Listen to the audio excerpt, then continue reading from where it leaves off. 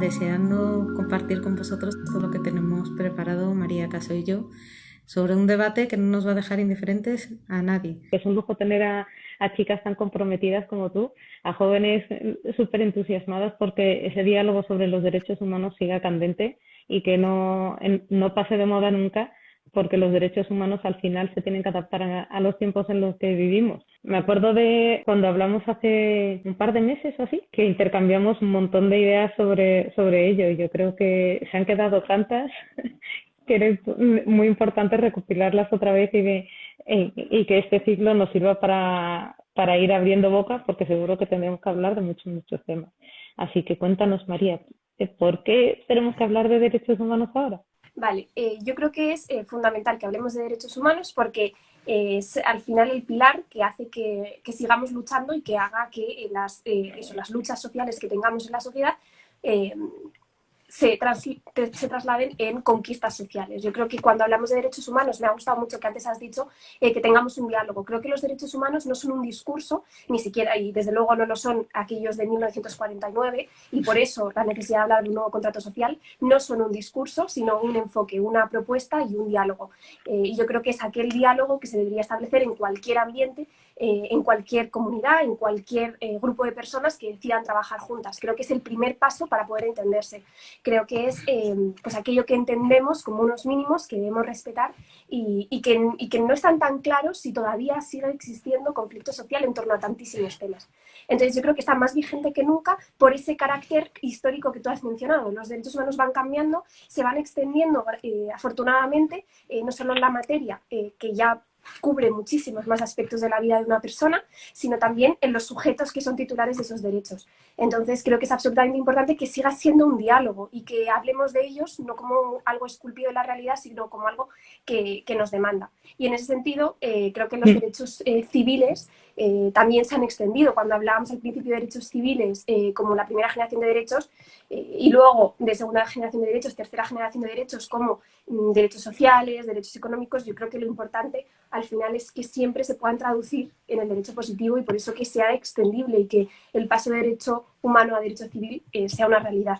Entonces, de todas formas, quedan muchísimos retos en este aspecto. Entonces, bueno, me gustaría preguntarte a ti también qué concepción tienes tú de los derechos humanos, si es también así en esta construcción social, que por eso tenemos que hablar de un nuevo contrato social, y qué conexión tiene con esos derechos civiles, en qué momento surgen las complicaciones cuando intentamos bajar a la mesa y cómo resolver esas complicaciones. El contexto del desarrollo de los derechos civiles era muy contextual a una época de guerra, posguerra y todo eso, que nos conocíamos a través de los titulares, de los bandos enemigos y amigos, de las alianzas cruzadas y de un contexto muy a la defensiva, ¿no?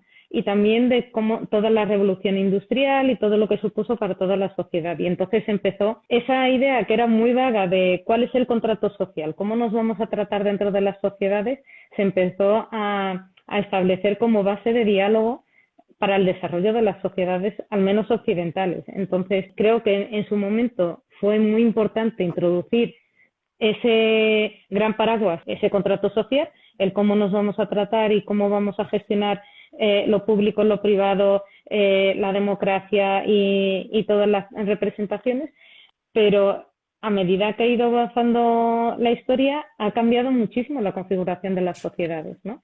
Entonces, bueno, en esto también es importante que tengamos en cuenta una cosa, que veníamos arrastrando una historia en la que más o menos las religiones habían tenido algún tipo de impacto sobre el desarrollo de diferentes sociedades occidentales y no occidentales, pero con el contrato social de alguna forma se rompe esa tendencia y se inicia una nueva. Claro, a medida que va pasando el tiempo, se van reduciendo las fronteras o se van difuminando, existe más trasvase de personas, de culturas, de tecnología, de estudios, de la cultura, que tú puedes estar leyendo en Madrid una obra de algún escritor ruso porque alguien se ha preocupado por traducirla y entonces te acercas más a ese contexto y te cambia un poquito la percepción de la realidad. Puedes estar viendo una obra de teatro africana y te puede sugerir otras muchas cosas. Entonces,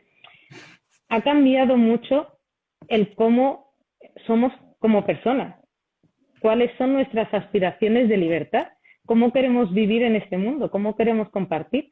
Entonces, ya no es una cosa tan estrictamente central, localizada, centrada en una definición única de lo que está bien y lo que está mal, y eso hace que de repente todo lo que antes funcionaba muy bien, pues ahora se tenga que actualizar. No significa que está mal, pero significa que no estamos solos en este mundo, existen muchas formas de concebir las relaciones, tanto humanas como profesionales, como administrativas, como políticas y geopolíticas, y eso nos obliga a tener un poquito de flexibilidad a la hora de entendernos y de decir, bueno, pues a lo mejor merece la pena abrir este diálogo y a ver cómo nos definimos a partir de ahora con este nuevo contrato social.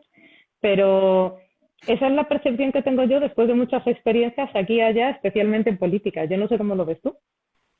Yo creo que estoy absolutamente de acuerdo.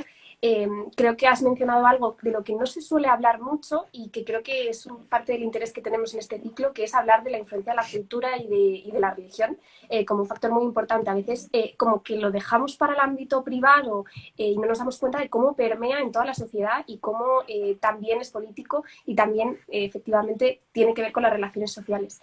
Entonces, por supuesto, estoy completamente de acuerdo en que la globalización de la que somos parte, hijos, y como todo momento histórico tenemos que entenderlo, yo creo que esa globalización ha hecho que efectivamente pues, estemos en unas realidades, en contacto con realidades muy diferentes y que a la vez ninguna sea única, auténtica, o sea, pues eso, que ya no podamos hablar de una cultura única o que ese concepto, desde luego desde el punto de vista de la antropología, haya sido desechado, porque al final lo que pretende es homogeneizar o unificar algo que realmente no es así, vivimos en conexión absoluta. Entonces, creo que ahora el reto también es cómo de alguna forma hacer que esa globalización, esa globalidad a la que hemos llegado, que por otra parte se tiene que traducir en una globalidad en derechos, pueda hacer que no friccione con la cultura, que a veces es individual, pero a veces también es colectiva. Yo creo que genera muchos conflictos. Yo, por ejemplo, lo he vivido en Tanzania, el hecho de que exista un derecho, por ejemplo, a la identidad sexual o a la orientación sexual libre, y luego no sea reconocido por tu propio derecho positivo, entonces, y que ni siquiera sea reconocido por las personas con las que vives. Entonces, ¿en qué momento también fricciona el derecho de la comunidad con el derecho individual? Creo que es importante. Y en ese sentido me gustaría apelar a un ejemplo concreto que te pasó a ti, que creo que es importante que hablemos como sociedad, porque surgió tantísimo revuelo. Bueno, un revuelo positivo, por supuesto. El hecho de que casases a dos mujeres me parece una valentía, por supuesto, por tu parte, y creo que es muy importante culturalmente. Pero también causó mucho revuelo hacia comentarios homófobos, racistas. Entonces, ¿cuál crees que es el papel que todavía cumple la cultura que fricciona con otras? Que está en contacto con otras y que a veces es conflictiva con otras, y concretamente el de la religión, y cómo podemos hacer para que hablemos de esto, para que entendamos que hay un conflicto y que no quiere decir que no haya una solución, y no quiere decir que no haya una convivencia o un diálogo. Claro, o sea, es muy... O sea, nosotros dentro de la sociedad tendemos a pensar en los conflictos como una cosa negativa. Y en realidad los conflictos son una ventana hacia nuevas realidades. Entonces, tú de repente vienes haciendo unas cosas de forma normal y natural hasta que tus circunstancias ambientales te obligan a cambiar. Entonces te encuentras con conflicto porque es como en plan, ostras, yo no sabía de la existencia de otras realidades o de otras posibilidades, porque no existía en mi rutina nada que me obligase a cambiar. Y de repente cuando te encuentras otras realidades, por eso decía de la permeabilidad de las culturas que tú hablabas y también de cómo la globalización ha hecho que entendamos otros mundos y que cada una de esas experiencias nos obliga a repensar, oye, ¿y esto cómo encaja con lo que soy? ¿Esto cómo encaja con lo que pienso, con los valores que tengo? ¿Combina, no combina? ¿Me genera un conflicto? ¿Tengo que pensar de nuevas? ¿Lo puedo meter? ¿Me tengo que enfrentar? ¿Tengo que ser un negacionista? Pues al final hay tantas formas de vivir esta vida como personas hay en este mundo, hay gente que ha vivido en este mundo desde el principio de los tiempos.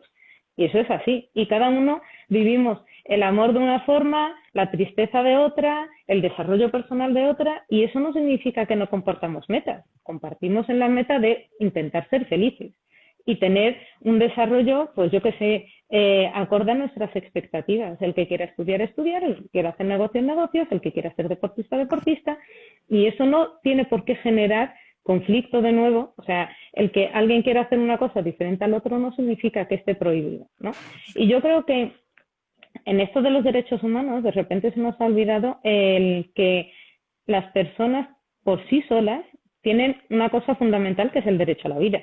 Y el derecho a la vida es inalienable. O sea, nadie tiene la potestad de decirle a otra persona, te la niego. Y de hecho, no existe en ningún sitio del mundo alguien que, ninguna constitución que avale matar por matar. Siempre se buscan un montón de contextos para justificar el que alguien sea matado y sea eliminado o se le sustraiga la vida como un derecho per se. Luego está el derecho a la creencia. O sea, todos tenemos la libertad de credo en todas sus magnitudes. Y eso significa que yo no puedo venir a imponerle a nadie su forma de creer, su forma de percibir, su forma de generar ese sistema de valores, ¿no? Que depende de cada uno de sus individuos. La integridad física es otro de los derechos en los que están muy, muy asentados dentro de la sociedad. Yo no puedo venir ir por la calle y de repente que alguien no me guste y le pegue, o le empuje, o le maltrate, o porque esos son cosas que están muy, muy arraigadas. La libertad de tener, de poseer. Eso es otra, o sea, tú puedes tener derecho a un trabajo digno, a una casa digna. Esas son cosas que ya tenemos totalmente asimiladas, ¿no? Así como otros derechos. Entonces, ¿qué pasa? Que de repente cada una de las culturas lo ha interpretado de una forma. Y como dices, la comunidad al final, pues, impone unas formas de cómo llegar a tener esos derechos o cómo ejercitarlos.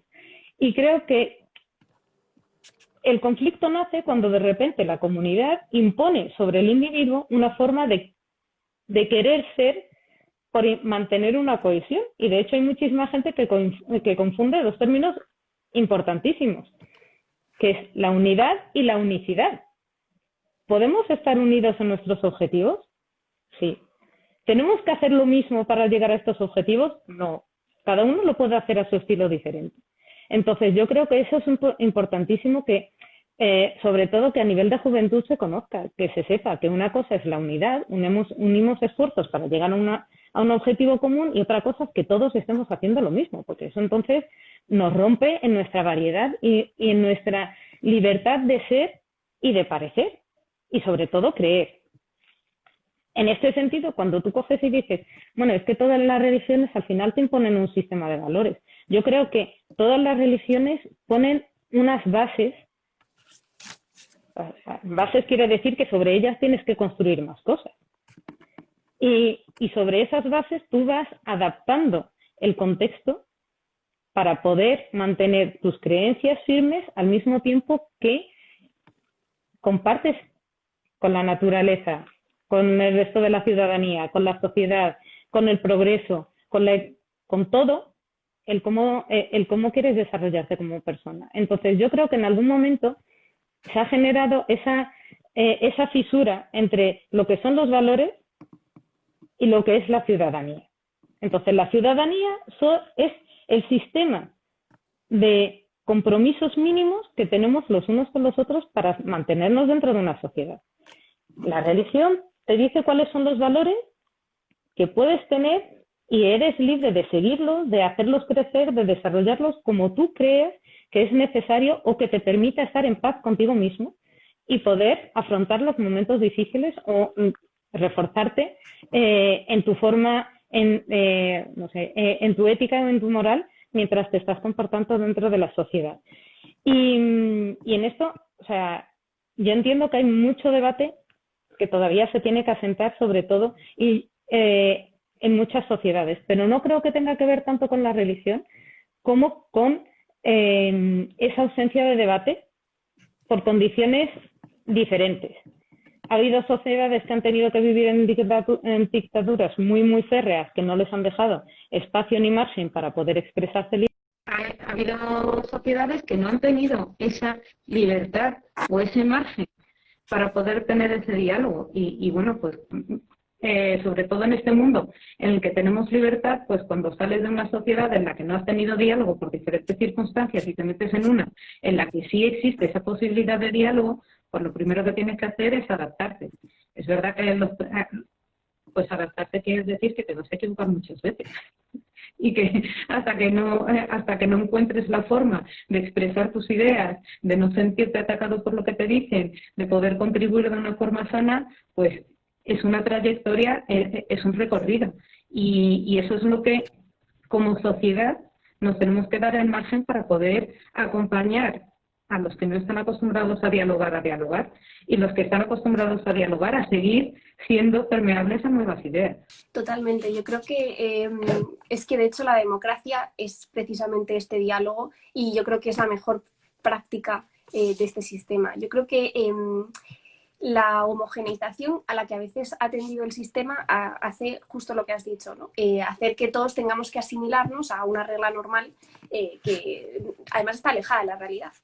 Y yo creo que para eso efectivamente hay que asentar la diversidad y que los derechos humanos, que aquello a lo que podemos apelar para ser iguales, no sea solamente de los que están oprimidos, de los que viven en pobreza, de los que están fuera del sistema, sino que de verdad los integremos, seamos todos parte de un sistema. Y creo que a lo mejor aquí es interesante la distinción entre libertad, autonomía y privilegio. Y cómo a veces en nombre de la libertad se han hecho atrocidades o te metes en la vida privada de una persona o en sus derechos, que yo creo que es algo más incluso que la vida privada.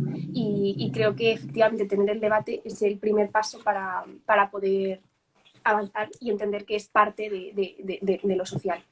Creo que estoy de acuerdo en que los valores es algo que cada uno debe elegir formarse y que dentro de lo que cabe deben permitir desarrollarse en un sistema democrático, pero creo que a veces sí que proyectamos valores sobre no solo leyes, sino que sobre otras personas, sobre su conducta. Incluso hay leyes que penalizan valores o conductas de determinadas personas. Entonces, creo que evidentemente nunca hay una solución perfecta, porque tiene que ver con la moral, y la moral es el deber ser, y para ello no hay ninguna solución o una propuesta única.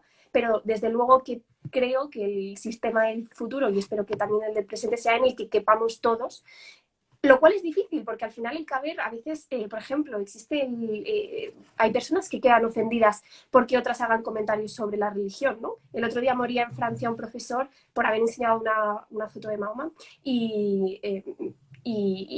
yo qué sé, creo que hay que también ver hasta qué punto esos derechos humanos deberían ser unos valores comunes y luego tener otros valores individuales, ¿no? Totalmente. De hecho, a colación del suceso de Francia, es un hecho terrible que una persona, de repente, por no encontrar los cauces para expresar su enfado por lo que ha sucedido, se encuentre decida transgredir todos los límites poniendo el fin a la vida de una persona. O sea, es una ruptura con todos los contratos sociales, con todos los valores, ya no solo de una religión, sino con todas, porque no existe consenso sobre eso. Pero al mismo tiempo, o sea, la parte que tú decías una cosa, que cómo proyectamos los valores sobre los demás, y encima, o sea, no solo los proyectamos, sino que los juzgamos y los condenamos y los llevamos a más allá. Y creo que es porque en algún momento nos sentimos como amenazados por lo que los demás estén pensando, o que esa actitud de repente en algún momento vaya a modificar nuestra forma de ser, de parecer, nuestro estilo de vida o lo que sea. Y nos olvidamos de que, oye, es que tú en ti mismo tienes la libertad de hacer. Es que porque una persona salga vestida de una forma o de otra no limita el que tú puedas vestirte como tú quieras o el expresarte como tú quieras. Y allí yo creo que tanto las sociedades desarrolladas como las subdesarrolladas, todas estamos todavía terminando de entender el margen de la libertad individual que tenemos. Hay algunas que lo tienen en fase primigenia y hay otras que lo tienen muy avanzada, pero todos necesitamos seguir dándole vueltas. El hecho de que nos permitamos el lujo de criticar a una persona por su forma de vestir ya es como un plan sintomático de usted no ha entendido lo que significan los derechos individuales y las libertades individuales. Pero más allá de eso, cuando empezamos con la libertad de expresión, ya vamos a palabras mayores en el sentido de que ya es un ataque manifiesto. Y yo entiendo que muchas personas todavía no asimilen que las palabras se trabajan con palabras, mientras eso no vaya a acciones físicas que limiten la seguridad de otras personas, ¿no? Entonces, ¿qué pasa? Que muchas personas, viendo que esto se va a ir a mayores y que va a limitar sus derechos y tal, intentan ponerle freno desde el principio. Y pues eso quiere decir que ese sistema de valores o ese sistema de derechos humanos que todavía tenemos que confeccionar necesita todavía más trabajo. Y no puede estar basándose en lo que a mí me parece o lo que le parezca a mi hijo o lo que le parezca a la generación que venga más allá. Es que necesitamos todavía establecer hasta dónde llegamos con cada cosa. Entonces, libertad de expresión, claro y por supuesto. ¿Que nos tenemos que ofender por cada cosa? Pues cuando te ofendas por cada cosa encuentras los cauces y los caminos para poder defender tus puntos de vista. Si ves que con eso no es suficiente, pues igual tenemos que estructurar como sociedad otros cauces que afortunadamente, por lo menos en España y en Europa, existen, que son la denuncia y es el amparo de la justicia con todo lo que tiene que ver con la dignidad y todas estas cosas. Pero sí que es cierto que hay muchas personas que amenazadas que sienten esa amenaza y que de repente pasan a la acción física o a limitar los derechos de otras personas basándose en esa primera percepción de que, oye, mi entorno está cambiando y si no hago algo, esto va a ir a peores, ¿no? Entonces, esto también pasó cuando casé a las dos chicas. Hubo muchísimas personas que fue como en plan, es que estás normalizando tal cosa. Digo, no, yo no estoy normalizando absolutamente nada. O sea, el casamiento entre iguales o la ley que permite el Código Civil que establece que las personas del mismo sexo se puedan casar, lleva 15 años establecido en España. Bienvenido, has conocido una ley nueva, pero esa es la realidad. Yo no he venido a establecer más que a seguir un cauce, primero administrativo y segundo a cumplir con los derechos y libertades que hemos aceptado. Entre toda la sociedad hemos aceptado de alguna forma. Y si no te gusta, pues no tienes más que ir a poner un recurso o poner la queja ante las instancias que correspondan. Segundo, el hecho de que nosotros estemos limitando la forma en que las personas se quieran relacionar mediante contratos formales, o sea, es como un plan, perdona, pero es que no está sometido a ningún tipo de diálogo en el sentido de que dos personas libres individuales y autónomas, como decías antes, se quieran unir en un contrato que de alguna forma regule la relación entre esas personas, no está sujeto a que otra persona lo critique. Ya yendo a términos totalmente terrenales y pragmáticos. Pero más allá, el que dos personas se muestren afecto no debería de causarnos mayor problema. Porque son esas dos personas con su vida y con su afecto. Eso no significa que tú puedas mostrarle el afecto a quien quieras como quieras. Entonces, yo sí que creo que hay algunos tabús para algunas culturas que todavía se tienen que revisar. Hay algunos conceptos sobre derechos individuales que nos corresponde, así, en el mundo global, terminar de entenderlos bien, porque todavía están causando crispaciones aquí y allá. Y en temas de libertad de expresión, tenemos que entender el contexto y entender cuáles son los cauces o que todo el mundo esté de acuerdo en que, oye, si tienes algún problema con algo, que sepas que existe una justicia que te ampara si te sientes amenazado por algo. Entonces, no sé, creo que son tres patas que todavía tenemos que seguir trabajándolas muy mucho. Yo creo que está un poco en nuestra esencia y es de alguna forma normal el hecho de que criticamos todo el rato y a todo lo hacemos siempre desde una perspectiva individual y proyectando de nuevo todo lo que nosotros hacemos o queremos que sea el mundo en el resto. Y creo que hace falta un poco de, además de todos los cambios legislativos que tenga que producirse, un poco de empatía y de entender que cada uno vive la vida como quiere, y que, de verdad, yo creo que hay muchas situaciones que el otro día, por ejemplo, a mí me servía, bueno, estaba tomando un café y cuando me trajeron la cuenta, el hombre me dijo algo así como, ay, estoy harto de las mascarillas, casi que se la quitó delante de mí, ay, bonita, tal, págame. Entonces, bueno, para mí fue, evidentemente, creo que nos distancian muchas cosas y creo que pues fue un comentario machista y que además a mí personalmente, pues efectivamente me preocupa mucho la pandemia. Y sin embargo, entendí su comentario,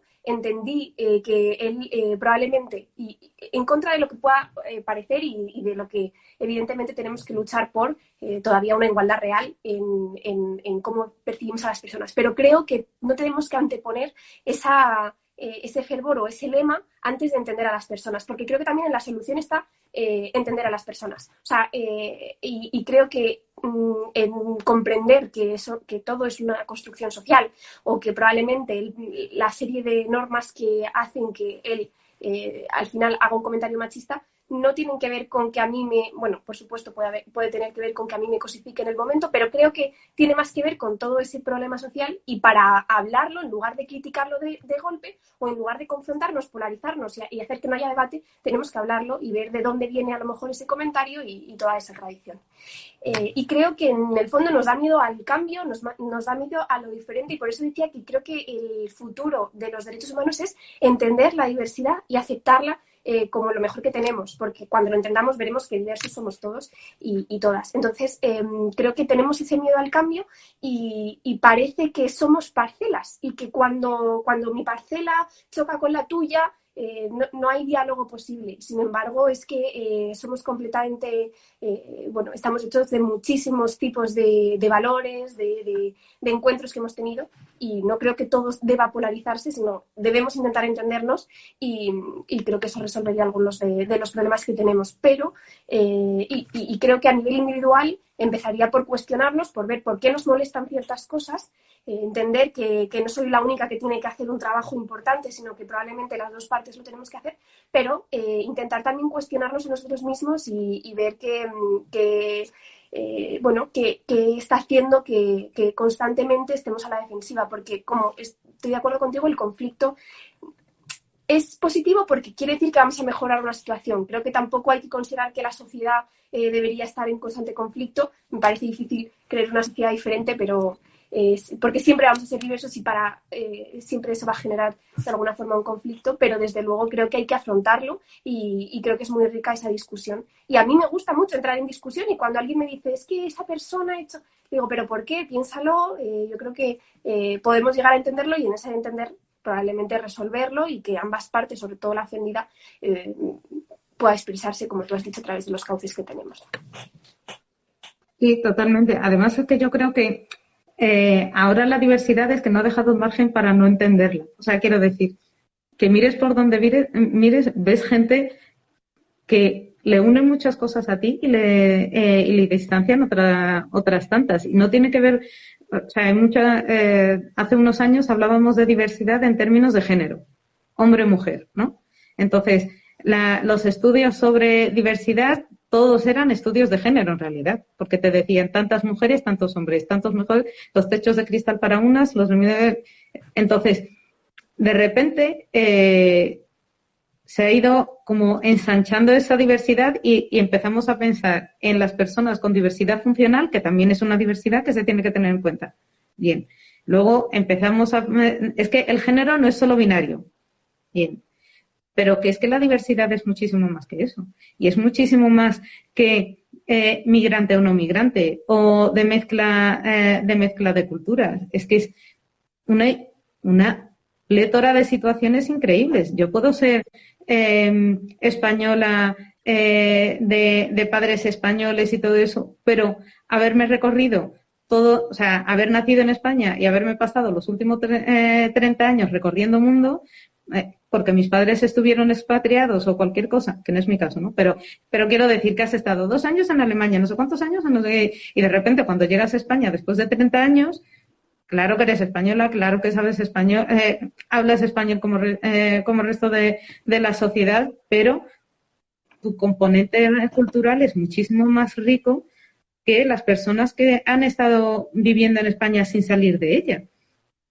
¿Por qué? Porque has tenido que entenderte con muchísimas personas que han cambiado tu percepción sobre cómo se hacen las cosas, el bien y el mal, esos límites que de repente no es que se extiendan porque te empieces a extralimitar y difumines el límite entre lo correcto y lo incorrecto, sino porque encuentras todavía que había muchísimo más margen antes de llegar al mal. O sea, que hay muchas personas que se creen que difuminarlo es mezclar bien y mal. No, no, es que todavía hay muchísimo más margen no explorado que gracias a esas experiencias consigues verlo y disfrutarlo, ¿no?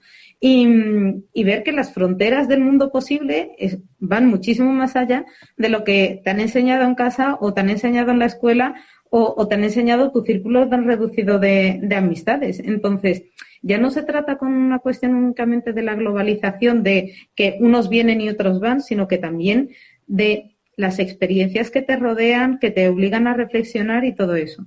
¿No podemos estar en constante cambio? No, pero yo creo que hay momentos en la historia en que nos obligan a cambiar muchas cosas seguidas, porque todas están relacionadas, ¿no? Y de allí el motivo de crear este ciclo de conferencias, porque el contrato social al final nos va a afectar en muchísimas cosas. No solo nos va a afectar en cómo concibimos los derechos humanos y las libertades individuales, sino que también va a afectar en cómo trabajamos, en cómo estudiamos, en cómo disfrutamos del medio ambiente, en cómo convivimos con esa naturaleza sin agotar los recursos a los que tenemos o creemos que tenemos derecho infinito para poder utilizarlos. Entonces, todo está relacionado y hemos llegado a un momento de la historia y a lo mejor la pandemia ha sido como el detonante, ¿no? Pero que ya estábamos suficientemente maduros, mezclados y contextualizados todos para decir, oye, ¿y ahora qué? Los siguientes años después de la pandemia que nos ha unido a todos y entendíamos lo que significaba el confinamiento, porque cuando dices confinamiento, todo el mundo, no hay país que no entienda lo que significa y no entienda lo que supone para su vida social, su vida educativa, profesional, familiar, o sea, todo lo hemos vivido todos lo hemos vivido de la misma forma, pues a partir de allí podemos seguir evolucionando ciertos consensos.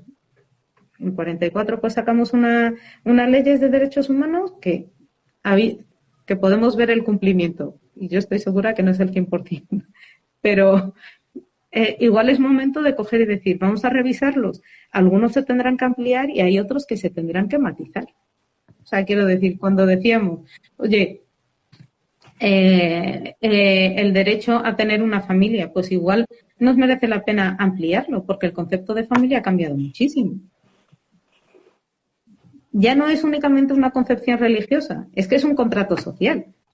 Que dos personas se guarden lealtad, o sea, a mí me parece una cosa maravillosa, porque es muy difícil, y en el contexto en el que estamos viviendo, que las personas se mantengan unidas, da igual las circunstancias.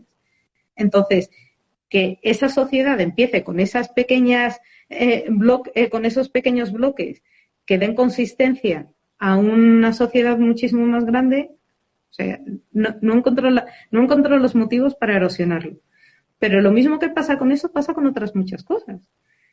Entonces, creo que nos merecemos el coger y volver a pensar en los derechos humanos como habilitadores para la siguiente era que nos va a tocar vivir post-COVID. No sé si tú en estos tiempos de pandemia has tenido alguna experiencia o alguna reflexión que te haya sugerido que realmente hay que darle, o sea, como el momento de hacer así con algunas cosillas. Sí, bueno, yo creo que tanto a nivel global como, nos hemos dado cuenta de que el sistema es insostenible, de que hay varias pandemias y que tenemos muchas razones por las que ponernos al servicio, cuidar lo común, subvencionar lo público, porque esta nos lo ha puesto de bruces porque ha dado al mundo occidental de una manera además que evidentemente es una tragedia que además, como digo, ha afectado muchísimo más que, por ejemplo, de lo que ha afectado en África. Pero creo que además a nivel individual, al menos a mí, me ha generado pues eso, un situarlo importante por delante que a veces se nos olvida y creo que estamos en un momento de la historia en el que precisamente ese cambio que tú mencionabas que siempre existe es bastante constante y probablemente tengamos que acostumbrarnos a él porque viene intrínseco con la propia diversidad, que como has dicho está, me cuesta que alguien esté en contra de ella o no la vea diariamente, pero creo que sí que todavía genera al que establece unas normas o al que quiere o proyecta, por ejemplo, para sus hijos un futuro concreto, tiene que, desde luego los jóvenes lo sabemos claro, yo creo que nadie se imagina trabajando en el mismo trabajo ahora mismo que tenga mi edad o que afronte sus estudios universitarios sabiendo que eso va a ser lo que haga toda la vida. Y yo creo que no es fácil tampoco cuando lo que nos han enseñado, porque la diferencia generacional es bastante grande y bastante importante en este caso, es que tenemos que buscar la estabilidad. Pero bueno, creo que la pandemia efectivamente nos deja algunos aprendizajes y desde el punto de vista medioambiental y de sostenibilidad. Alguien me preguntaba antes, cuando he puesto la pregunta, que nos preguntasen lo que quisieran para esta charla, nos decían que qué pensábamos del decrecimiento económico. Yo creo que es que tenemos que empezar a pensar, y de hecho, por eso un nuevo contrato social, porque a cada momento histórico le corresponde uno y probablemente se está quedando obsoleto el modelo desarrollista del que surgían esos derechos humanos anteriores. Entonces, creo que por supuesto, los derechos humanos, en materia de derechos humanos, luego en materia económica tendremos que tener y para eso el ciclo, como has dicho, que abarca más temas, ¿no? Tendremos que ver qué está pasando, cómo afrontamos esa crisis económica y esos cambios que requiere el sistema para que esto no esté pasando constantemente, como auguran algunos, probablemente con razón, ¿no? Y creo que en tema de derechos humanos es ser conscientes de que no es algo estático. De hecho, en el momento en el que sea algo estático, que yo creo que en ocasiones ha pasado, que la política, el derecho positivo ha ido muchísimo más lento que los cambios sociales, en el momento que eso pase va a arrastrar mucho al cambio social. Entonces creo que ahora, por ejemplo, no cabe yo creo que deberíamos crear una nueva declaración de derechos humanos en las que se hable de derechos al medio ambiente, que ya hay otras declaraciones, pero nadie piensa en derechos humanos como derechos del medio ambiente, derechos de los animales, ya se habla de derechos de las minorías étnicas, por supuesto, y de hecho fue muy importante que también se criticó mucho el trabajo de los antropólogos cuando surgió la Declaración Universal de Derechos Humanos, alertando de que era occidental y que debía incluir, por ejemplo, el derecho de las personas indígenas. Yo creo que ya se avanzó mucho, pero tenemos que llevar el liderazgo y por eso creo tanto que la democracia está en la sociedad civil y en estos diálogos y en ser conscientes. Creo que tenemos que ser conscientes, dejar las etiquetas, que es algo que pertenece mucho a ese sistema que busca la estabilidad y centrarnos más es que nos cuesta mucho no imaginarnos. De hecho, la pandemia creo que nos cuesta porque no sabemos qué va a pasar mañana y eso nos es muy difícil. Siempre pensamos en términos lineales desde el desarrollo económico, el propio concepto de desarrollo, el hecho de que pensemos que hay un progreso que puede ser discutible, creo, excepto en derechos sociales, creo que sí que hay un desarrollo y un progreso en términos de desarrollo de derechos sociales y de hecho por eso acaban quedando pequeños los derechos humanos positivos. Y por eso creo que tiene que ser al final una idea, un ideal y un diálogo, un enfoque más que, como he dicho antes, un discurso.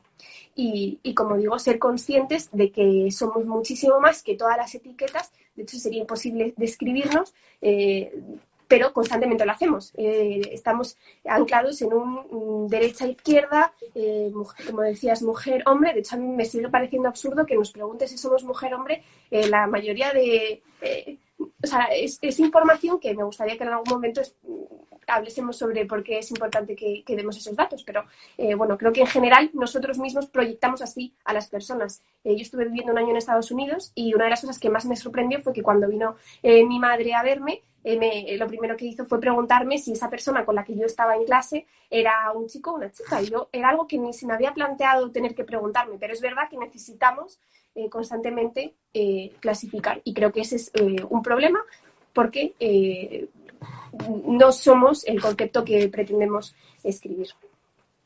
Y creo de hecho, Perdón. Sí, punto. No, y simplemente que creo que eso nos hace daño a nosotros mismos, cuando queremos ser aquello que nos escribimos en un papel. Sí, de hecho, una anécdota de una compañera de trabajo hace años me contaba que bueno, anécdotas de clase de su hija, ¿no? Y una de estas anécdotas me dice, me estaba contando, me dice, ayer me sentí, vamos, fatal y esta es una persona súper abierta y todo eso, a la que yo aprecio muchísimo. Me dice, ¿no te crees que el otro día sale mi hija con su compañera de clase, que tenía un nombre obviamente en español, y le dice su madre, esa es tu nueva compañera de clase, ¿de dónde es? Y su hija se quedó mirando como diciendo, pues no lo sé. Para su hija era su compañera de clase. Pero ¿cómo somos nosotros que estamos educados de otra forma? Que lo primero que se te viene a la cabeza es preguntar el origen. Y es como, en plan, pues a lo mejor el origen no es lo más importante, sino la relación humana que van a tener o la relación entre colegas de clase, cómo se va a desarrollar y cómo se van a ayudar a entender nuevas cosas o resolver problemas juntos o que, que hay cosas que están mucho más allá de seguir marcándonos con estas etiquetas. Pero sí que estoy de acuerdo contigo en una cosa que estabas comentando, que es que el desarrollo de las políticas va mucho más atrás de todos los progresos sociales que o las asimilaciones de nuevos derechos que vamos abriendo dentro de la sociedad por diferentes grupos que van haciendo bandera, lo cual se les agradece un montón porque sin ese esfuerzo de tantas personas hubiese sido impensable alcanzar esos derechos. Así que todo me aprecio a ellas.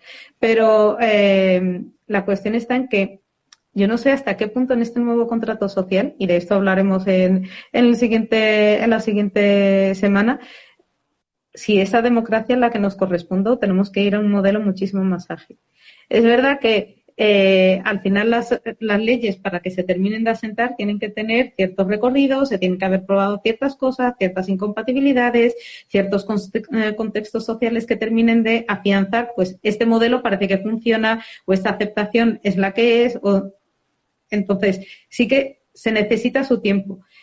Pero es verdad que muchas veces es limitante para muchas personas y a nivel administrativo, como dices tú, el que tú vayas preguntando cuáles son, que te sigan preguntando si eres hombre o si eres mujer o tal, o sea, ya nos está indicando que algo mal estamos haciendo. Pero luego cuando vas a las estadísticas y dices, bueno, es que o sea, el otro día estábamos en una charla y una de estábamos hablando de temas de género y entonces una de las conferenciantes decía que tenía muchos problemas para clasificar el número de mujeres que hacían cierta cosa y el número versus el número de hombres.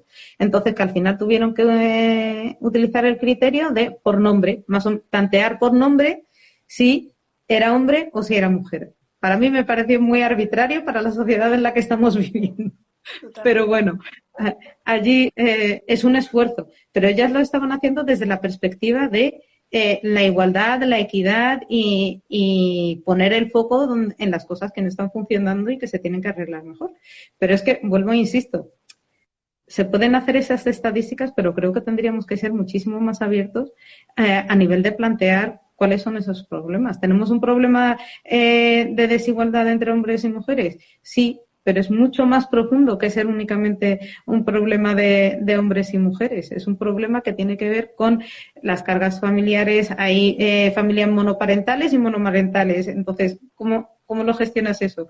Dentro de la parte de inmigración no es lo mismo unos que otros. Si estamos hablando de diversidad funcional, vuelta a lo mismo. No es lo mismo tener una carga que otra. Entonces, creo que de alguna forma, si queremos hacer las cosas bien, tenemos que estar abiertos a que dentro de que el desarrollo de los derechos humanos sea inclusivo en todos los sentidos. Y no se trata de parcelar a la sociedad, se trata de entender al ser humano en su contexto global. Humanizar el hecho de la vida. Y no pasa nada porque tú en un cuestionario previamente le preguntes, oye, por causas estadísticas queremos hacerte estas preguntas y que no de repente te digan, te encuentres en el cuestionario, hombre o mujer. Y si no me da la gana contestar, ¿qué? Estoy en mi derecho y te fastidia la estadística entera. O sea, las cosas como son. Pero mi género no me define únicamente. Mi puesto de trabajo no me define. El barrio donde vivo no me define. Las amistades con las que estoy tampoco me define. Mi familia no es la que me define. Hay muchísimas más cosas que son las que definen cómo quiero ser en el futuro, y las estadísticas hoy en día no están pensando en las aspiraciones o las problemáticas del mañana. Y mirar al pasado para intentar repararlo puede ser un punto de partida, pero no tiene que ser el punto de partida para nuestros derechos humanos para el siguiente contrato social. ¿Me explico lo que quiero decirte? Lo mismo que el que sea musulmana o que sea cristiana o que sea atea no puede definir mis aspiraciones para el futuro únicamente como ciudadana. No sé si en algún momento te has encontrado con las miles de charlas que tienes con jóvenes para definir esta nueva democracia. Han surgido estos debates. Desde luego, yo creo que es que hay una tensión clara entre que el sistema pretende ser más objetivo, porque esas estadísticas nos da argumentos, nos da poder, entre que el sistema pretende ser más objetivo y que es muy despersonalizado, y que muchas veces hay matices que no podemos entender si no es desde la persona. De hecho, el otro día un profesor nos planteaba, a raíz del documental del dilema social, si creíamos que el derecho, y prácticamente te diré que prácticamente toda la clase decía que sí, si creíamos que el derecho sería más, no solo útil, sino más justo si fuera un algoritmo, tú establecieses todos los antecedentes, más o menos lo mismo que le contarías en un juicio, ¿no? Y a mí me costaba pensar que hubiese un solo algoritmo, un solo programa que vaya a recoger todos esos matices. Entonces, yo creo que nuestro propio sistema, que pone a la ciencia por delante de todo, que es absolutamente importante porque plantea que no seamos arbitrarios, que era un problema que ha existido en toda la historia para todo, tanto desde la medicina como desde las leyes, como cualquier tema, ¿no? Pero creo que es importante no perder que con objetivizar todo, estamos homogeneizando muchas veces y todas las clasificaciones son insuficientes. Entonces, creo que los jóvenes en general nos cuestan muchas veces esas etiquetas que nosotros mismos estamos muchas veces construyendo, deconstruyendo y cambiamos y no nos imaginamos que acabamos diciendo algo que antes no pensábamos, y creo que tenemos menos miedo al cambio entre esas etiquetas y muchas veces no aceptamos las que se nos imponen desde fuera. Creo que es una diferencia importante con la anterior generación, porque es algo en lo que todos los jóvenes, seamos del signo que seamos, estamos de acuerdo. Y de hecho, alguna cosa que me sorprende bastante es que creemos que es posible el diálogo, que muchas veces en otros contextos, ¿no? Cuando estás en la cena familiar parece imposible el diálogo, porque es PP o PSOE, o los partidos que sean, ¿no? O Real Madrid o Atlético de Madrid. Pero en cambio, creo que entre personas jóvenes, y más cuando lo hacemos desde este enfoque, como los cafés que llevo a cabo, en ningún momento el enfrentamiento es entre dos conceptos en el que todos estamos de uno o de otro. Oh, pues cuánto me alegro. De hecho, hablando del algoritmo, una de las cosas que a mí me sorprende, es verdad que las leyes en Europa pues depende del contexto socio-religioso, vamos a decir, en el que estaba cada una de las sociedades, ¿no? Pues unos más evangélicos, otros más protestantes, otros más católicos, y así van evolucionando. Pero realmente, si estamos yendo hacia una evolución de una sociedad más abierta, yo no digo que vayamos a estar globalmente representados por un sistema de leyes único, y que al final vas a tener que matizar en cada uno de los espacios en los que se aplique. Pero es cierto que no considerar los contextos culturales de cada una de las personas que están viviendo dentro de la sociedad, al final te genera una distorsión de la aplicación de las leyes y de favorecer o no esos derechos humanos. Porque crees que estás garantizando algo cuando en realidad lo estás limitando, o crees que estás limitando algo cuando en realidad lo estás garantizando. Entonces, en ese sentido, yo creo que todos los algoritmos que tengan que ver con los siguientes, o sea, de hacer un algoritmo que sea objetivo con ciertas circunstancias, que además Muchas veces decimos, pues vamos a cargar todas las sentencias, desde la democracia para acá, y entonces, desde la transición para acá, y entonces a partir de allí generamos pues los antecedentes, no sé qué, los casos que hubo y tal y cual. Dices, bueno, pero es que fueron contextos pasados.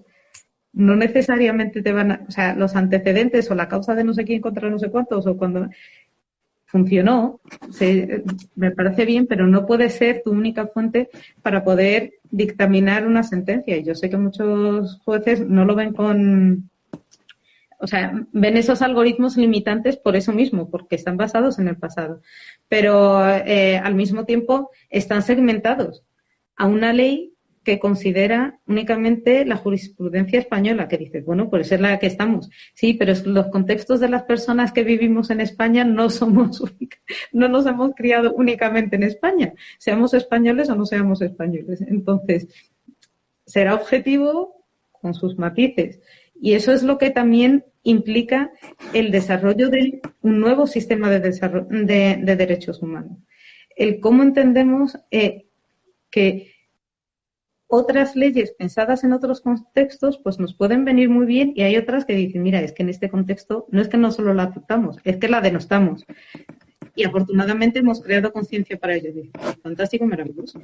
Pero que sepas que existe, no que seas un negacionista o que estés únicamente orientado a una jurisprudencia muy limitada. Y en este sentido yo creo, y el otro día también en uno de los debates en los que estábamos participando, estábamos hablando de la problemática que supone que las personas que son religiosas puedan hablar de su religiosidad abiertamente. Tú decías, pues en los debates en los que participas, que si PP, que si PSOE, que si de este equipo de fútbol o del otro. Pero es muy difícil encontrar a las personas que digan, es que yo por ser cristiano, yo por ser ateo, y normalmente se limitan a esas dos. Y si encuentras a otro tercero que es budista, ya es una cosa exótica. Si es musulmán, ya ni te cuento. Si es judío, pues todavía más y más exótico, si cabe. No porque que su existencia sea exótica, sino que pueda encontrar la libertad de expresarse sin que sea estigmatizado. Y eso significa que, de alguna forma, estamos limitando la concepción de las posibilidades o de los derechos en los que queremos vivir. Y claro, dices, bueno, es que la esfera pública se ha limitado o ha echado a la religión de ese debate público. Y una de las cosas que igual tendríamos que recuperar sería eso, el que dentro de estos diálogos abiertos no nos tendría que dar miedo escuchar los puntos de vista de las personas creyentes de cualquiera de las religiones, sean monoteístas o no monoteístas, de cara a ser inclusivos en el desarrollo de esos derechos humanos. Porque si no, no llegaremos al consenso y siempre estaremos hablando de una parcela marginal respecto al conjunto. Totalmente. Creo que eso es el enfoque basado en derechos humanos, es meter en la mesa a todas las personas y, como has dicho, es un punto importantísimo. Lo que se menciona es importante, los debates que sí. Vale. Y lo que muchas veces no solamente es reconocer la diversidad o reconocerla como algo que debería estar normalizado, sino a veces visibilizarla o casi siempre visibilizarla. Y yo creo que es un problema mucho más común de lo que parece y que yo me lo encuentro en muchísima gente joven que efectivamente tienen miedo a expresar esa opinión por ser menos valorada, quizás porque hemos puesto por delante otros valores como sociedad, pero que no debería ser así, ¿no?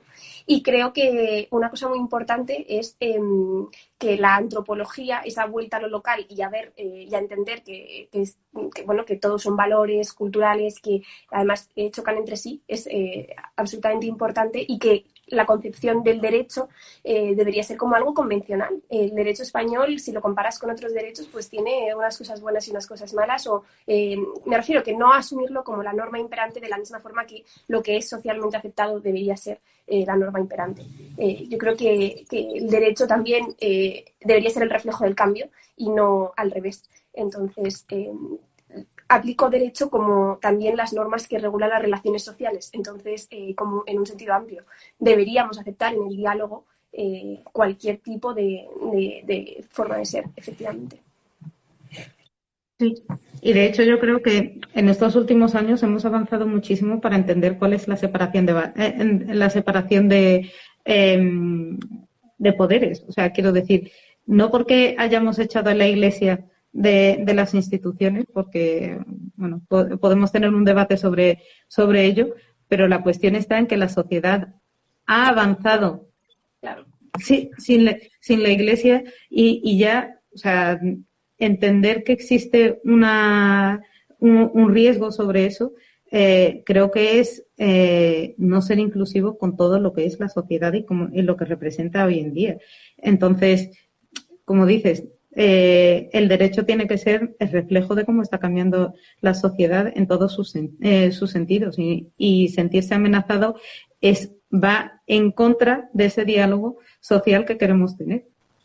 Y cuando pasen ese tipo de situaciones, manifestarlas yo creo que es importante.